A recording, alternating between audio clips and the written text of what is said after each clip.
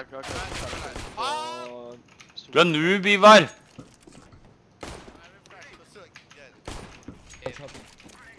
Men, du vet, det minner meg på i går. Jeg skal velge. På gymmen, ikke sant? Så fikk jeg lov til å velge musikk. Jeg tok på bare sånn, jeg tok på Do Hast, ikke sant? Og du vet, den Helene Johansen, ikke sant? Hun gikk rundt og holdt seg for øra når jeg tok på Do Hast, du. Det er i hvert fall sånn da, for du er jo den bitchen. Ja. Det er sånn du må gjøre det i hvert fall. Han er fyser, han er fyser! Hvis han bare hører på den sangen her, jeg poker den